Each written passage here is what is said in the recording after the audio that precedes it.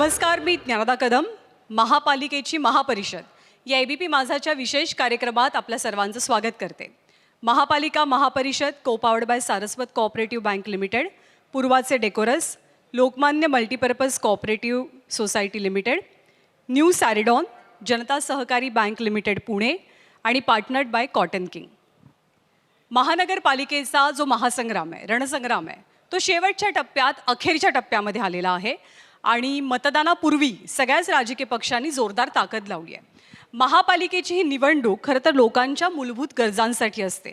असं जनरली म्हटलं जातं की वॉटर, गटर आणि मीटर या 3 मुद्द्यांवरती महानगरपालिकेची निवडणूक लढवली जाते. पण यंदाच्या निवडणुकीमध्ये लोकांच्या विकासाचे, लोकांच्या मूलभूत गरजांचे प्रश्न हे कुठेतरी मागे पडले आहेत का अशी शंका येऊ लागली, अशा प्रश्न उपस्थित होऊ लागला आहे. कारण या महानगरपालिकेच्या निवडणुकीमध्ये सगळ्यात जास्त चर्चेत काय राहिलं आहे तर अभद्र अशा युती आघाडी चर्चेत राहिलेल्या आहेत. जे सत्तेत बसलेले मित्रपक्ष आहेत तेच एकमेकांविरोधात लढत आहेत, त्याची प्रचंड चर्चा झाली. 2 ठाकरे बंधू एकत्र आलेले आहेत. दोन्ही पवारांचं एक प्रकारे राजकीय मनोमिलन पुण्यामध्ये, पिंपरी चिंचवडमध्ये झालेलं आहे. या सगळ्या मुद्द्यांची अधिक चर्चा होते. पण लोकांच्या गरजांचं काय, लोकांच्या प्रश्नांचं काय, लोकांच्या समस्यांचं काय, या सगळ्याबद्दल सुद्धा कुठेतरी विचार करण्याची गरज आहे. आणि त्याच अनुषंगानं आज एबीपी माझानं महापालिकेची ही महापरिषद आयोजित केली आहे. परिषद जरी ठाण्यामध्ये होत असली तरी राज्यव्यापी मुद्द्यांवरती या परिषदेच्या माध्यमातून आपण संवाद साधणार आहोत. महापालिका महापरिषद co-powered by Saraswat cooperative bank limited, पूर्वाचे डेकोरस, Lokmanya multipurpose cooperative society limited, new Saridon, Janata Sahakari bank limited Pune आणि पार्टनर्ड बाय कॉटन किंग या कार्यक्रमात मी ज्ञानदा कदम आपल्या सर्वांचं स्वागत करते. आपलं आत्ताचं महापालिका महापरिषदेचं जे पहिलं सत्र होणार आहे ते राज्यव्यापी सत्र असेल. म्हणजे केवळ 1-2 महानगरपालिकांपुरतं, 29 महानगरपालिकांच्या निवडणुका होत आहेत.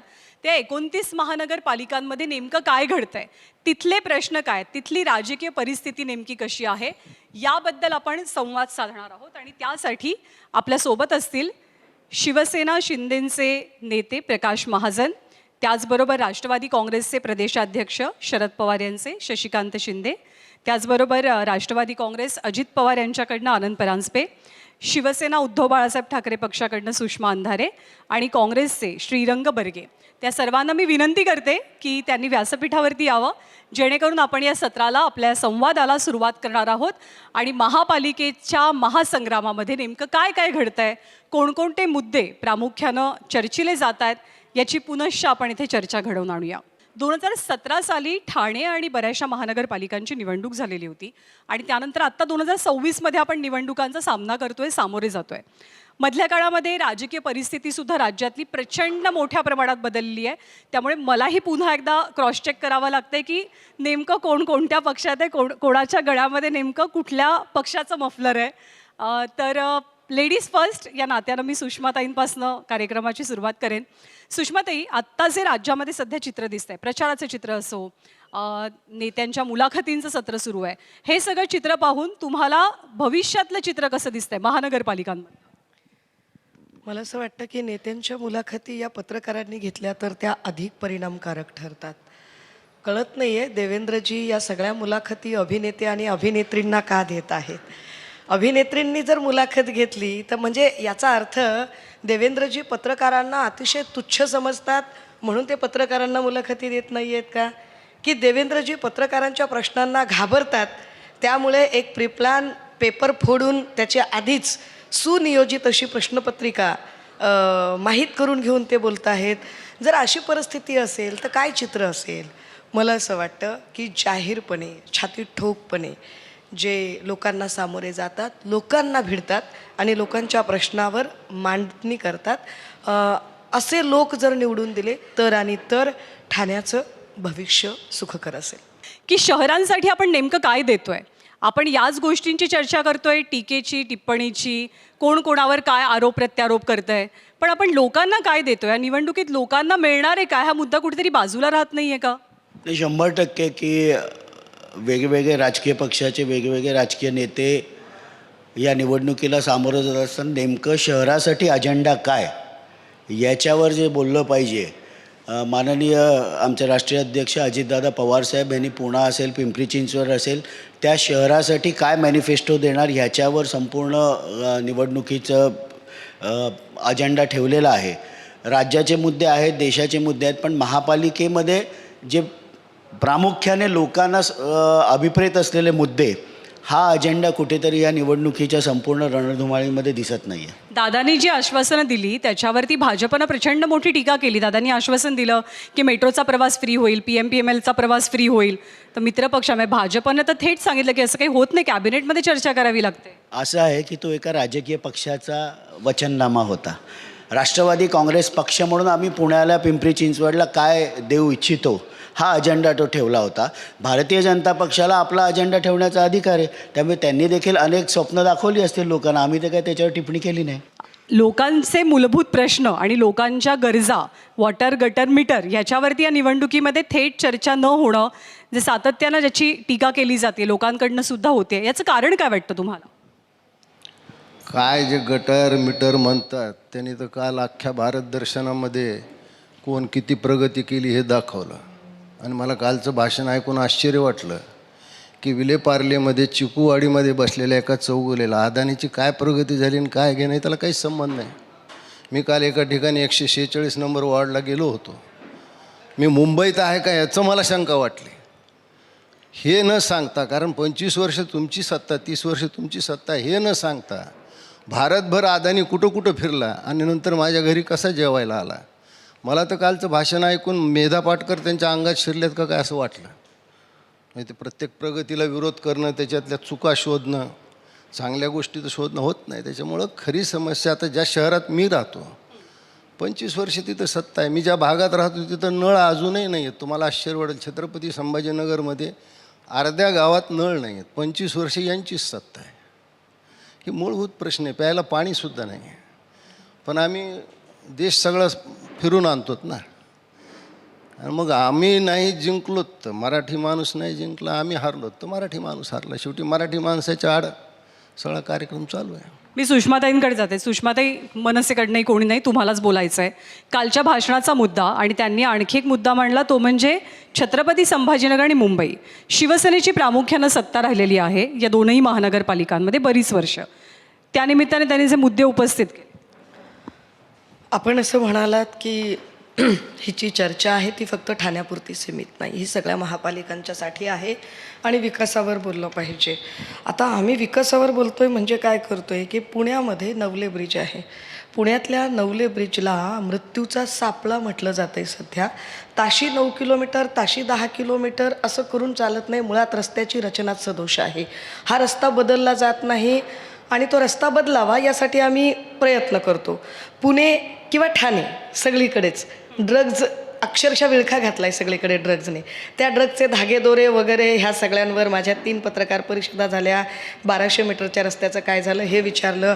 आणि हा ड्रग्ज पुण्यामध्ये जर पेडलर सगळीकडे थांबलेले असतील कॉलेजच्या गेटवर, तर या पेडलर्सना कमी करणं हा विकासाचा मुद्दा आहे ज्याच्यावर आम्ही बोलतोय. आम्ही म्हटलं की 500 स्क्वेअर फीटपर्यंतचं घर मालमत्ता कर मुक्त असेल तर आम्ही ते करून दाखवलं. आता आम्ही 750 स्क्वेअर फीट म्हणत आहोत.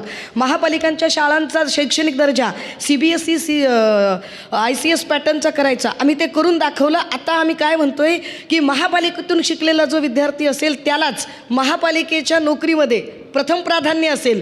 हा विकास नसतो तर काय असतो बरं? मग तुम्हाला, प्रकाश महाजनजी, तुम्हाला हा विकास का वाटत नाही आहे? सुषमाताईंनी आता एक यादी वाचून दाखवली, लिस्ट वाचून दाखवली की काय काय केलं आणि काय करायचं आहे. तुम्हाला विकास वाटत नाही का? सुषमाताई, आपल्याच जिल्ह्यात अल्पवयीन मुलीचं लैंगिक शोषण होतं, त्याच्यावरही काही बोला. ते बोललं पाहिजे. मला सांगा, 86च्या दंगलीचा गुन्हेगार ज्यांनी हिंदूची घरं पेटवली, हिंदूच्या घरावर दगडं मारली, ते रशीद मामाला कुणी तिकीट दिलं?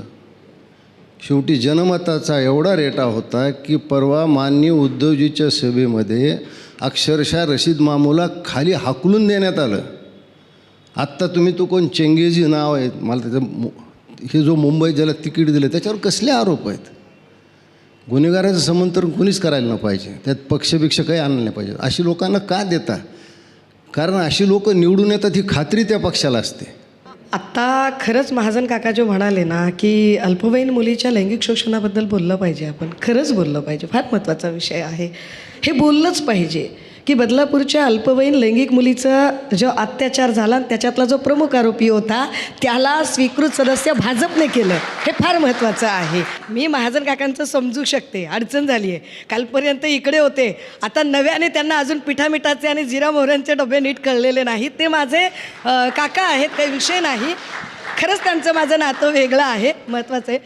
माझं म्हणणं काय आहे की हे सगळ्या इश्यूजपेक्षा आत्ता महत्त्वाचे इश्यू काय आहेत की आम्हाला जेव्हा तुम्ही प्रश्न विचारता की 25 वर्षात काय केलं, अहो राजे, आम्ही इथे 92,000 कोटीच्या FD जिकडे सुरक्षित ठेवू शकलो तिथे आम्हाला प्रश्न विचारणारे फडणवीस, त्यांच्या नेतृत्वाखालची नागपूर महापालिका कर्जबाजारी आहे ती का आहे त्याची उत्तरं द्या. तुम्ही म्हणालात ना राज्याच्या महापालिकांचा, तर तुमची नागपूरची महापालिका कर्जबाजारी आहे आणि त्यांनी आम्हाला सांगायचं, हे आम्हाला सांगणार की आम्ही म्हणजे भीतीसंगम वगैरे, की बाळासाहेबसारखं असं हिंदू हृदय सम्राट, एकमेवा द्वितीय हिंदू हृदय सम्राट बाळासाहेब ठाकरे असं सांगायचे की मुंबई महापालिकेवर शिवसेनेचाच भगवा फडकला पाहिजे. आता त्यांचा वारसा सांगणारे लोक भाजपचा महापौर व्हावा म्हणून आपली ताकद पणाला लावतायत, सेनेचा महापौर व्हावा म्हणून नाही, भाजपचा महापौर व्हावा म्हणून.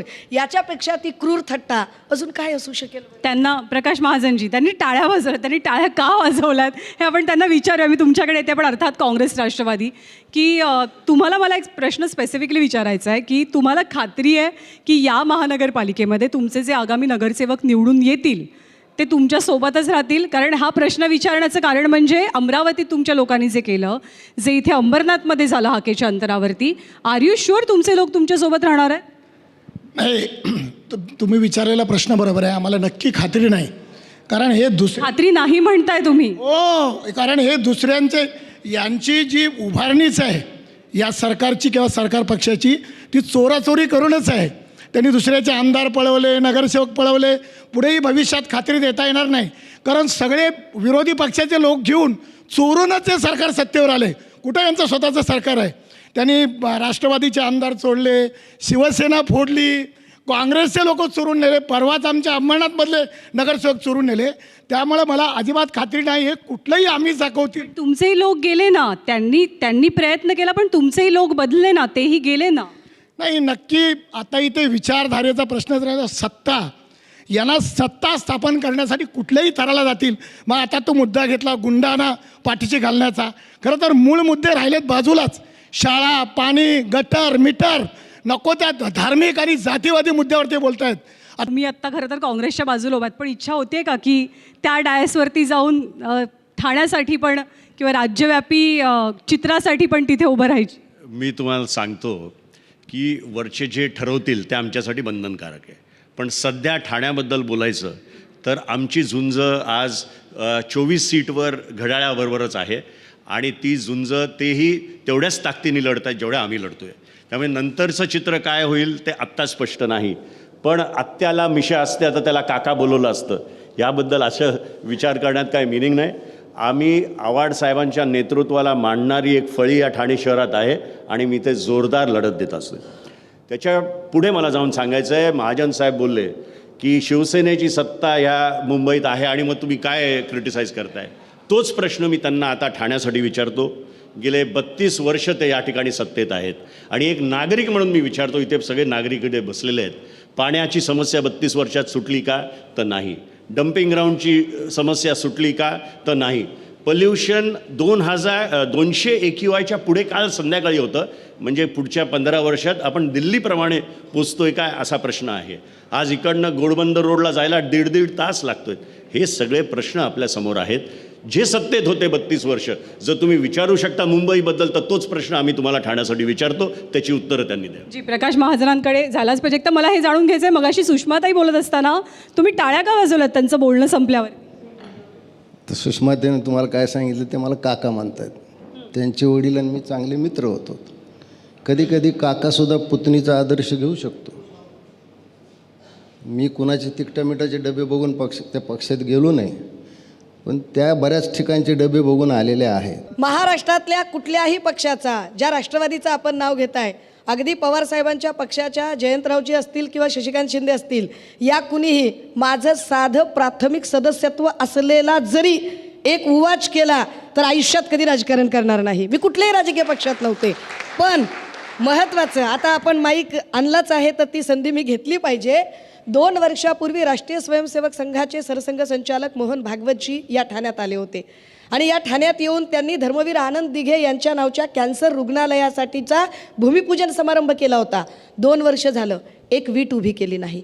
2024 ते 25च्या अर्थसंकल्पामध्ये इथे धर्मवीर आनंद दिघेंच्याच नावाने राजकारण केलं नाही.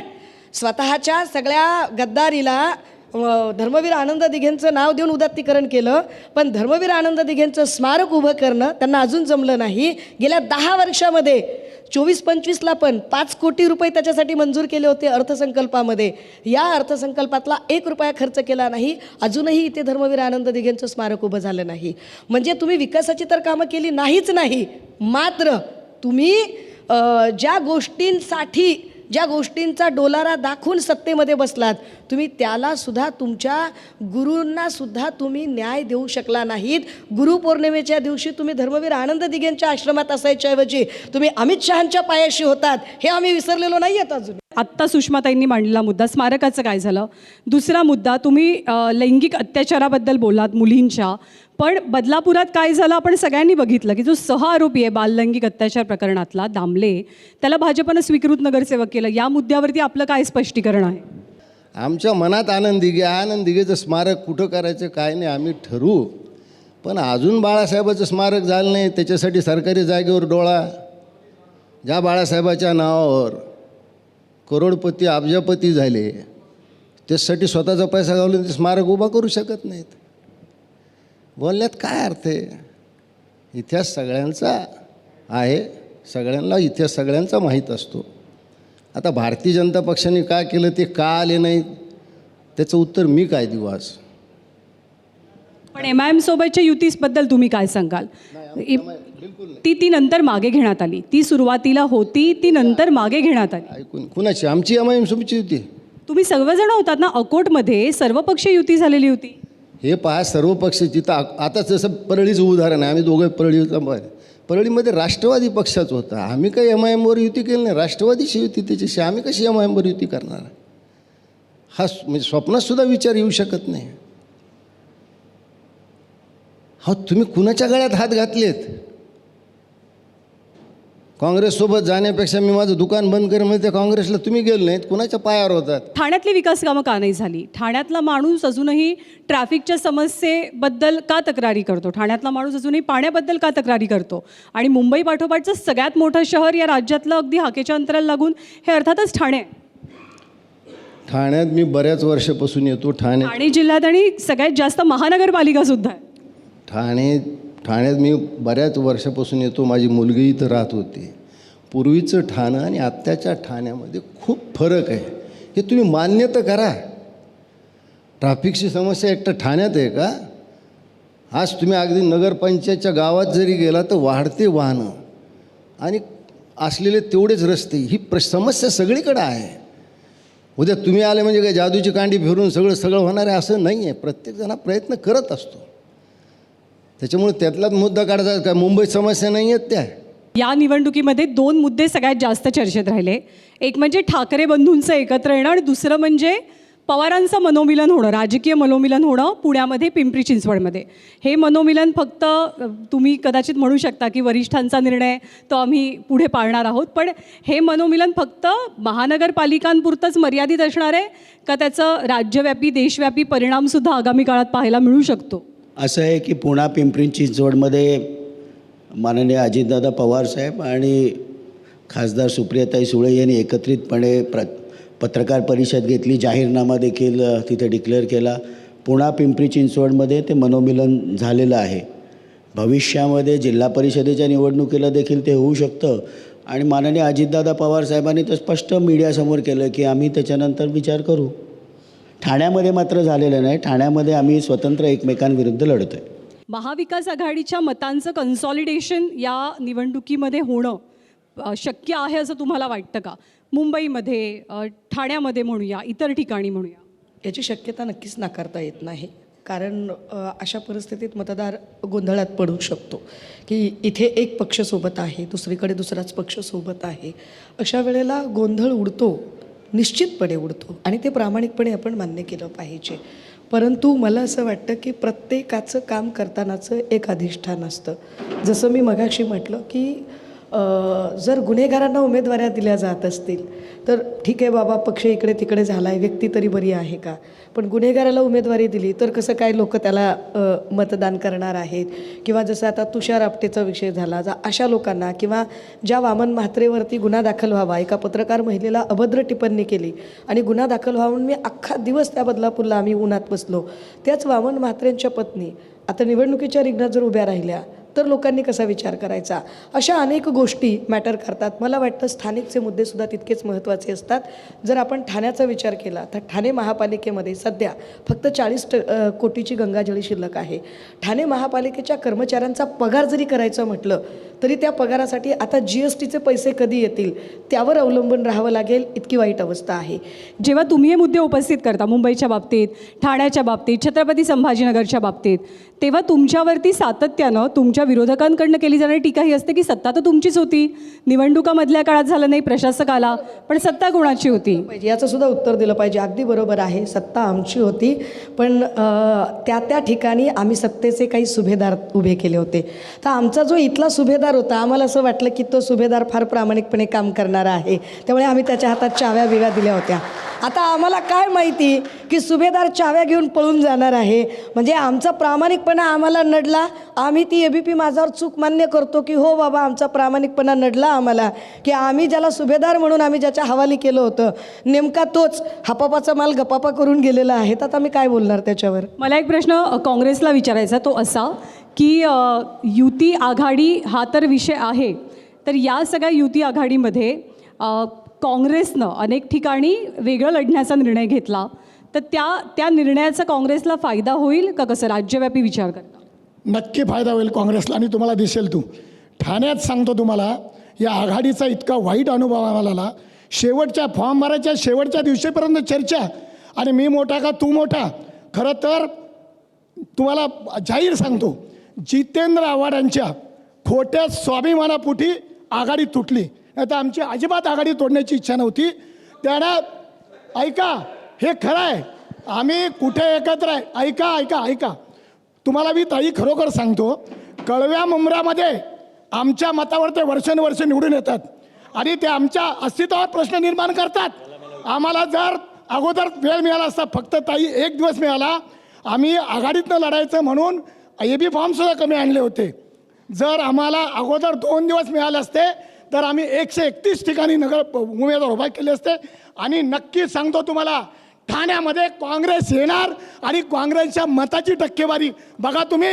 ठाण्यातला निकाल अनपेक्षितपणे असेल आणि ठाण्याची जनता आमच्या बरोबर. थेट आरोप केला त्याने की इगोमुळे राष्ट्रवादीच्या युती होऊ शकली नाही. मुळे मी नाही म्हणणार, पण शेवटच्या मिनिटापर्यंत आम्ही प्रयत्न करत होतो आणि इगोपेक्षा मूर्खपणामुळे ही आघाडी होऊ शकली नाही, असं ठामपणे मी तुम्हाला सांगतो.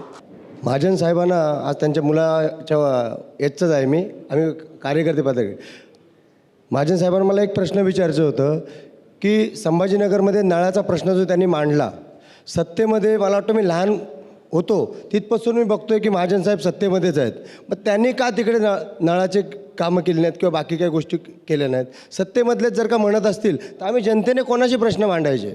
आता मी बघतोय सगळ्यांच्या चर्चा चाललेल्या आहेत. त्या चर्चा अशा चालल्यात की आम्हाला सीट कमी पडत आहेत, आम्हाला सीट मिळाल्या नाहीत, पण जे आमचे मूलभूत गरजा आहेत त्याच्याकडे कोणी अद्याप बघत नाहीत. जे आता ठाकरे बंधू एकत्र आलेत ना, यांना सगळ्यांना धडा शिकवल्याशिवाय राहणार नाही.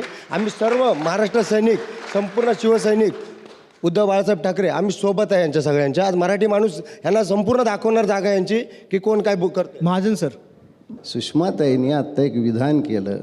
ज्या सुषमाताई उठता बसता आंबेडकराच्या संविधानाचे गुणगान गातात, त्यांनी काय वाक्य केलं, आम्ही इथे एक सुभेदार नेमला. म्हणजे अजूनही तुम्ही त्या सरंजामशाही पद्धतीतून बाहेर आला नाहीत. आम्ही राजे आहोत, आम्ही राज्य करण्यासाठी जन्माला आलेलो आहोत. आमच्या घरात पाळण्यातलं मूल देखील नेता होतं. सुभेदार जोपर्यंत तुमचे घरं भरत होता तोपर्यंत तो चांगला होता, आणि त्याचा स्वाभिमान जागा झाला की तुम्ही अशा पद्धतीने हिणवता काय? म्हणून कृपया, मी मगाच सांगितलं की प्रकाश महाजनचा इतिहासाचा अभ्यास चांगला, मी बाकीच्या विषयात खूप कच्चा आहे, पण इतिहास काढायला लावू नका. तो सुभेदार होता तर त्याच्या मागं 50 बाकीचे सुभेदार काय गेले याचा विचार करा.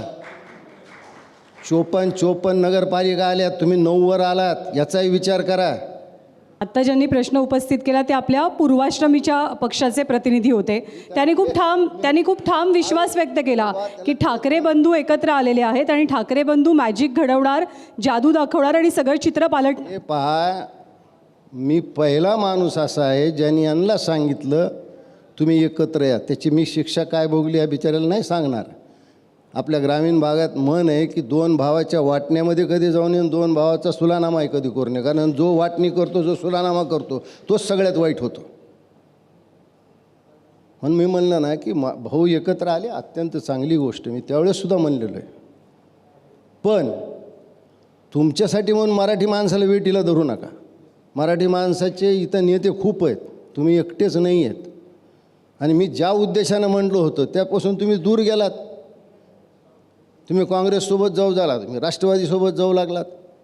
ज्या शरद पवारनी तुमचं घर फोडलं, बऱ्याच जणांची घरं फोडली, ज्या शरद पवारला तुम्ही जातीवादी म्हटलात, त्या शरद पवारवर आज तुम्ही महानगरपालिका लढवत आहे ना. म्हणून बेटा, मी सत्तेत कधीच नव्हतो, सत्तेत नसल्यामुळे मी एवढा आक्रमक होतो. सत्तेत असलो तुम्ही गप्प बसलो असतो ना. पुढचा प्रश्न घेऊयात आपण. दुसरा पक्ष काय सुभेदार वगैरे जे काही सांगितलं, आम्ही इतकी संविधानिक लोकशाही व्यवस्था मानणारे आहोत ना की महेश सावंत आणि अमितजी यांची निवडणूक झाली आणि महेश सावंत जिंकले, त्यावेळेला अत्यंत खेळकरपणे अमितजींनी त्यांचं स्वागत केलेलं आहे. किंवा मी माझ्या भूमिका परखडपणे मांडूनसुद्धा ही लोकशाही व्यवस्था राजसाहेबांनी मान्य केली आणि आम्ही तितक्याच छान पद्धतीने एकमेकांशी पुन्हा एकदा मंचावरून फार व्यवस्थित बोलू शकलो. ह्या सगळ्या व्यवस्थेमध्ये माझा मगाशी एक मुद्दा निसटला खरं तर आत्ता मांडायचा, परंतु जे सांगितलं जातं आहे की तुम्ही याच्यासोबत गेलात, तुम्ही त्याच्यासोबत गेलात, मला आठवण करून दिली पाहिजे की काँग्रेससोबत गेल्याने हिंदुत्व फिक्कट वगैरे फिक्कट होतं हिंदुत्व. धाराशिव जिल्हा महाजनसाहेबांचा जिल्हा आहे. आदरणीय प्रमोद महाजन साहेबांना आम्ही प्रचंड मानतो.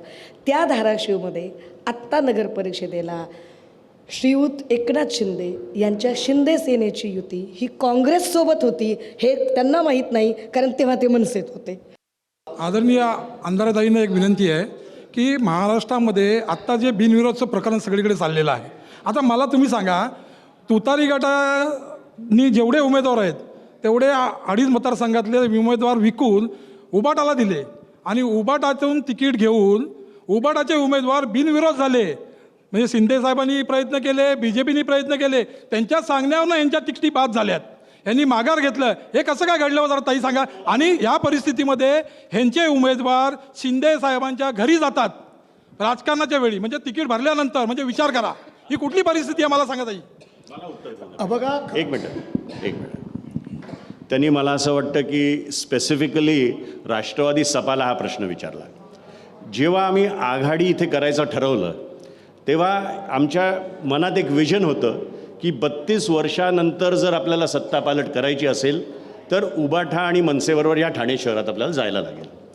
आमच्या कार्यकर्त्यांचंही म्हणणं पडलं की जर त्यांचा सिम्बॉल आपल्याला मिळाला तर आपली मतं वाढतील, कारण काय ठाकरे ब्रँड एकत्र आला पाहिजे होता आणि तो आला, हे सगळ्यांना मान्य होतं. आम्ही ह्या ठाणे शहरात 5 सीट मागितल्या, त्या आम्हाला मिळाल्या आणि त्यांना आम्ही मशाल दिली कार्यकर्त्यांच्या सांगण्यावर, कारण काय मशाल या ठाणे शहरात चालतंय हे चित्र होतं.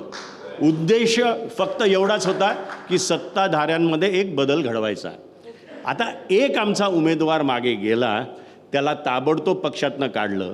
त्यांची आई ह्यांचा राजीनामा आम्ही घेतला. आम्ही कुठेही त्यांना मदत करायची आमची भूमिका नाही आणि कदापि होऊ शकत नाही. ह्याच्यामध्ये बिनविरोधचा मुद्दा महत्त्वाचा काय तो, कारण सांगितलं पाहिजे की खरंच हा जो बिनविरोध नावाचा शब्द आहे, ही जी सिच्युएशन आहे ही बिनविरोधची नाही दादा, परंतु जे बिनविरोध आले 70-80 लोक जे काही बिनविरोध आले, मला वाटतं मगाशी फार संविधानाबद्दल बोललं गेलं. ज्याला संविधानिक लोकशाही व्यवस्था कळते, संसदीय लोकशाही कळते, तो बिनविरोधची गोष्टच करणार नाही. पण ज्या अर्थी या लोकांना एका मताला 22,000 25,000 रुपये खर्च करावे लागतात, याचा स्पष्ट अर्थ आहे की यांच्या हे लक्षात आलं की जनभावना यांच्यासोबत नाही आहे. अगदी तसंच जेव्हा हे उमेदवारच विकत घेतात, याचा स्पष्ट अर्थ आहे की जनभावना आपल्यासोबत नाही हे त्यांना अनेक वेळा दिसलंय. आणि ते किती वेळा दिसलंय तर बघा, मी काही उदाहरणं आपल्याला बैजवार देते. पालघर साधू हत्याकांडाच्या आरोपी असणाऱ्या काशीनाथ चौधरीला यांनी प्रवेश दिला, पण जनभावनेचा रेटा इतका होता की त्यांना तो निर्णय स्थगित करावा लागला. पुण्यामध्ये एका बंटी बबलीला यांनी उमेदवारी दिली, उमेदवारी अर्ज भरला, जनरेटा इतका जास्त होता की ती उमेदवारी त्यांना माघारी घ्यावी लागली. अंबरनाथमध्ये यांनी जायचं सोबत ठरवलं, जनरेटा इतका होता की त्यांना त्याची स्थगिती करावी लागली. अकोला अकोटमध्ये हे MIM सोबत गेले, जनरेटा इतका होता की यांना माघार घ्यावी लागली. Let me finish. आणि त्यानंतर तुषार आपटेला यांनी स्वीकृत सदस्य, ऐका ना, तुषार आपटेला यांनी स्वीकृत सदस्य केलं, पण जनभावना यांच्यासोबत नव्हती. स्पष्ट अर्थ आहे की भाजपच्या सोबत जनभावना नाही. त्यामुळे भाजप अशा पद्धतीने उमेदवार विकत घ्यायचा प्रयत्न करते. मला वाटतं की हा लोकशाहीचा सगळ्यात मोठा धोका. ऐका, माझ्या उमेदवाराचा प्रश्नच नाही, माझा उमेदवार इकडे बिनविरोध चालेल नाही. तुम्ही कुठल्या ह्याच्यावर बोलताय, कुठल्या बेसवर बोलताय? कल्याण डोंबिवली महानगरपालिकेमध्ये अनेक मशालवर उभे असलेल्या उमेदवारांनी मागे घेतली. काल तर मनसेचे शहर अध्यक्ष होते मनोज घरत यांनी विड्रॉ केलं, काल भाजपमध्ये प्रवेश केला. त्यामुळे ठाण्यामध्ये दुर्दैवाने मशाल असेल, इंजिन असेल, याच्या अनेक उमेदवारांनी, जिल्ह्याचं मी बोलतो आहे, 6 महापालिकांमध्ये अनेक ठिकाणी विड्रॉल मशाल असेल मनसेच्या यांनी घेतली. ही देखील वस्तुस्थिती आहे. मी जरा दादांकडे जाऊन. बिनविरोधवरती मला एक बोलायचं आहे. मी जे सांगतो त्याचे सगळे पुरावे माझ्याकडे आहेत. इथे एक मोरे नावाची महिला बिनविरोध निवडून आली आहे. तिच्या विरोधामध्ये काँग्रेसच्या अजित पवार नावाच्या एका उमेदवाराने अर्ज भरला होता. ताई, त्याला त्याच्या भावाला, मोठ्या भावाला पतपेढीची नोटीस पाठवली. फक्त 4.25 लाख रुपये त्याच्यामध्ये लिहिलेलं होतं, बघितलं मी स्वतः. तर तो आमच्याकडे आला, साहेब मी गरीब माणूस आहे, मी हातगाडीवर काम करतो, मला 4.25 लाख रुपये तरी हे ताबडतोब भरावे लागतील, तर त्याला मला इलेक्शन लढता येईल म्हणे, असं त्यांनी सांगितलं. आम्ही त्यांना रोखण्याचा चिकार समजवण्याचा प्रयत्न केला. त्याला चक्क त्याची खाती चेक करा, तुम्ही त्याचं पतपेढीचं खातं चेक करा. 25 लाख रुपये दिले गेले आणि ते बिनविरोध निवड केली जाते. अशा पद्धतीचा बिनविरोध निवडणूक आहेत. तर दुसरं भाविका कोटल नावाची आमची एक मुलगी उमेदवार मुलगी आहे, तिच्या आईला आमच्याकडे पुरावे आहेत. BJPच्या उमेदवारांनी 25 लाख देऊ केले होते. आमच्या हर्षवर्धन दादा सकपाळनी या संदर्भात एक व्हिडिओ क्लिपसुद्धा आली आहे बघा. याने 100% पैसे देऊन बिनविरोध केला. तुम्ही मोठा आरोप करताय, पण याच्यामध्ये हा मुद्दा सुद्धा तितकाच महत्त्वाचा आहे की बिनविरोध निवडणुका होणं, पैशांचं आमिष दाखवलं जाणं, या सगळ्या गोष्टींची चर्चा होती आहे. विरोधकांचा एकत्रित आवाज का मिस आऊट झाल्यासारखं वाटतं? सगळेजण या मुद्द्यावरनं पण प्रश्न उपस्थित करतात की विरोधक जे आहे ते मगाशी ते मी खूप संयमानं, जसं महाजन काका म्हणतात तसं संयमाने आणि सबुरीने घ्यायचं ठरवत होते की आपण जाऊ दे, सबुरीनं बोलूया. ते फार खालच्या थराला वगैरे शब्द वापरत होते. तर जर राष्ट्रवादी अजित पवार जर खालच्या थराला असा शब्द वापरत असेल तर अजित पवार गटाला थर राहिला आहे का? कारण ज्या अजित पवारांच्या पत्नी आदरणीय सुनेत्रा वहिनी या निवडणुकीला उभ्या राहिल्या, त्यावेळेला त्या बाहेरच्या की घरच्या पवारांना द्यायचं की बाहेरच्या पवारांना द्यायचं, या स्टेटमेंटनंतर ज्यांना तिथे हार पत्करावी लागली, तुम्ही आता काल त्यांच्यासोबत हसून पत्रकार परिषद घेता, त्यावेळेला तुम्हाला तो थर आठवत नाही का? बात निकलेगी तो बहुत दूर तलक जाएगी, बहुत दूर तलक. पण तुम्ही उगा बोलायला लावू नका त्याच्यावर. आपण एक मुद्दा सगळ्यांकडनं घेऊया. मी मगासपासून बघतोय घड्याळाचे कार्यकर्ते, आमचे जुनेच कार्यकर्ते आहेत, ते शिवसेना भाजपच्या विरोधात बोलत नाही आहेत. ते कोणाविरोधात बोलत आहेत? उबाडाच्या विरोधात बोलत आहेत, काँग्रेसच्या विरोधात बोलत आहेत, आमच्या विरोधात बोलत आहेत. आणि आमच्या मनाची पहिल्यापासून शंका होती की त्यांनी असे उमेदवार दिलेत ते फक्त आमच्या पाडायला आणि कोणाच्या तरी सांगण्यावर ते खरं ठरवतात. ठीक आहे, आपण आनंद परांजपेंकडे जाऊया. आनंद परांजपे, मोठे आरोप आहेत. असं आहे की राष्ट्रवादी काँग्रेस पार्टी शरदचंद्र पवार गटाने 41 उमेदवार एक तर उभे केले. त्यातले 2 उमेदवार फक्त ठाणे शहरामध्ये पॅनल नंबर 10 केलेले आहेत. 4 आहेत समजा. बाकी ठिकाणी त्यांच्याकडे आता कार्यकर्तेच राहिलेले आहेत. आम्ही 66 ठिकाणी लढतोय. सुषमा अंधारेताईंनी जो उल्लेख केला सुनेत्रा वहिनींचा, शिवसेना उबाठा यांनी काय काय कॉम्प्रोमाइजेस केले ते आम्ही देखील बोलू शकतो. पण या संपूर्ण डिबेटची एक पातळी ठेवायची आहे. आम्ही एवढाच मुद्दा मांडला, ऐका आम्ही एवढाच मुद्दा मांडला की विरोधी पक्ष म्हणून शिवसेना उभाठा असेल, शरद पवार गट असेल, इंजिन असेल, ह्यांनी अनेक ठिकाणी यांच्या कार्यकर्त्यांनी माघार घेतली. आम्ही जरी केंद्रात सत्तेत असलो, राज्यात सत्तेत असलो, तरी ठाणे महानगरपालिकेची निवडणूक आम्ही शिवसेना भारतीय जनता पार्टीच्या विरोधातच लढतोय. त्यांनी गेल्या 32 वर्षामध्ये जे ठाणे शहराचं वाटोळं केलेलं आहे, अनेक मूलभूत प्रश्न ते सोडवू शकले नाहीत, ही भूमिका राष्ट्रवादी काँग्रेस पक्षाची आहे. पण सध्याची राजकीय परिस्थिती पाहता, या मंचावरनं झालेले बाहेर होणारे आरोप प्रत्यारोप पाहता, जो सर्वसामान्य मतदार आहे त्याला खरंच हा प्रश्न पडला आहे की खरंच नीतिमत्ता राजकारणात शिल्लक राहिलेली आहे का? आपला वेळ खरं तर संपला आहे, पण मी अगदी थोडासा वेळ आपल्याला देते. कसं आहे की महायुतीचे लोक बिनविरोध आले, हे राजेशाही सरंजामशाही मानणाऱ्याला कसं आवडेल? आपण विधान परिषदेमध्ये बिनविरोध जाण्यासाठी काय काय नाटकं केली सगळ्या जगाला माहिती आहे. तुम्ही बिनविरोध गेला नाहीत का? उद्धव ठाकरे बिनविरोधच गेले ना. यांच्या घरात जन्मलेले पोरं नेते होतात, ते काय निवडणूक लढवून नेते होतात का? होत नाहीत. गरिबाचा माणूस बिनविरोध गेला की वाईट वाटतं, म्हणून जो समोरचा उमेदवार आहे तो यांचाच असतो. त्याला पैसे घेतले म्हणून तुम्ही आरोप करता, म्हणजे स्वतःच्या कार्यकर्त्यावर तुमचा एवढा विश्वास नाही. कदाचित त्या पैशातला काही भाग यांच्यापाशी गेला असता तर ते गप्प बसले असते. खरं तर या निवडणुकीमधनं एक गोष्ट तर नक्की झाली आहे की कोणीच नीतिमत्तेबद्दल बोलावं का हा प्रश्न पडला आहे.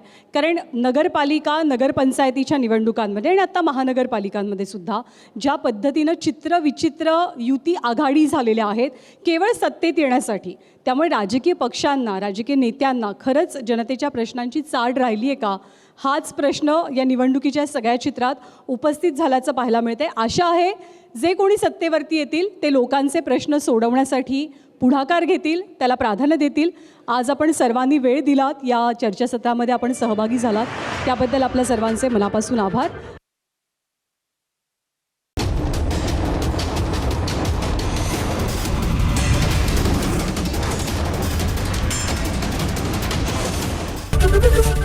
एबीपी माझा, उघडा डोळे बघा नीट.